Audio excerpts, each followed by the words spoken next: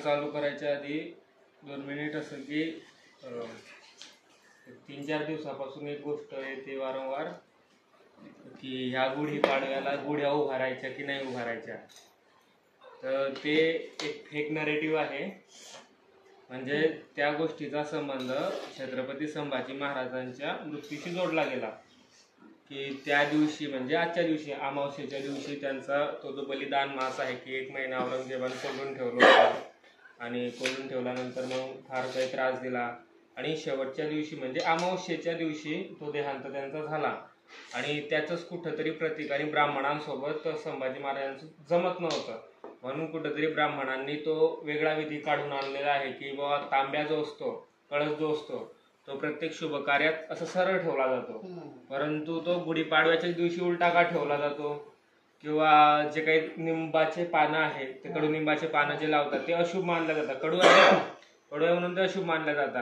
मग तरीही ते तिथं का घातलं जातं तर असं काहीतरी एक वेगळं चित्र तयार करून ते सोशल मीडियावर पोस्ट येत आहे की छत्रपती संभाजी महाराजांच्या हत्या झाली त्यामुळं कुठेतरी ब्राह्मणांनी हे फेक नरेटिव्ह टाकून दिलं आणि गुढीपाडव्याला गुढ्या उभारण्याचं त्यांनी चालू केलं. परंतु त्या दोन्ही गोष्टीचा एकमेकाशी काही संबंध नाही.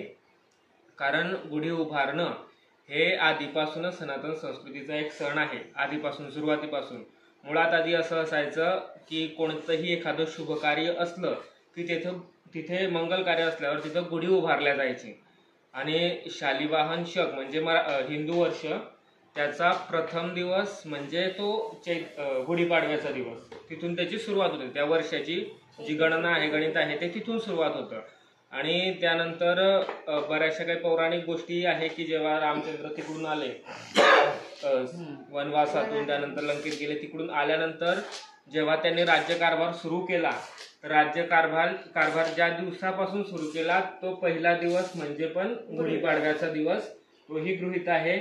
या पौराणिक गोष्टी आणि लीळा चरित्रातही जवळपास 5 ते 7 ठिकाणी असा उल्लेख आलेला आहे गुढ्या उभारल्याचा. डोडविहीर इथं देखील राघवदेव भटांनी स्वामी आले आपल्या इथं म्हणून गुढी उभारली होती. त्यानंतर कनाशीचा जो ब्राह्मण ज्याची जी आपण लीळा स्मरत असतो त्यानेही जेव्हा स्वामी आज आपल्या घरी येणार म्हणून तिथंही गुढी उभारली होती आणि त्यानंतर अजून पैठणला एके ठिकाणी गुढी उभारली होती. आपेगावलाही गुढी उभारल्याचा संदर्भ आहे. रामदरणा राजा जेव्हा स्वामींना अळसपूरला घेऊन गेला तेव्हा देखील त्या अळसपूर नगरामध्ये गुढी उभारली होती. आणि इतकंच काय तर पाडव्याच्या प्रसंगी जोगलादेवी म्हणून जालना जिल्ह्यामध्ये एक गाव आहे तिथली लीळा आहे की पाडव्याच्या दिवशी स्वामी त्या गावी विजय केले. तिथं गुढी उभारल्याचा प्रसंग नाही परंतु स्वामी विजय केले.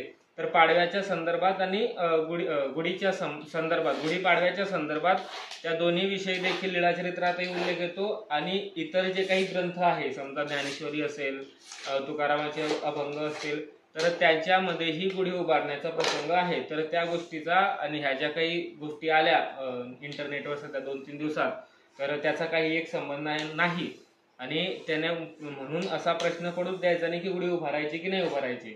गुढी नक्कीच उभारायची. ते हिंदू नववर्षाचं प्रथम दिवस आहे तिथून सुरुवात आहे आणि सुरुवात आहे शुभ कार्य आहे मंगल कार्य आहे आणि जिथं जिथं या सगळ्या गोष्टी जुळून येतात तिथं गुढी उभारली जाते. हे एक परंपरा आहे आणि परंपराही म्हटल्या जाईल आणि तो विधीही आहे असंही म्हटलं तरी काय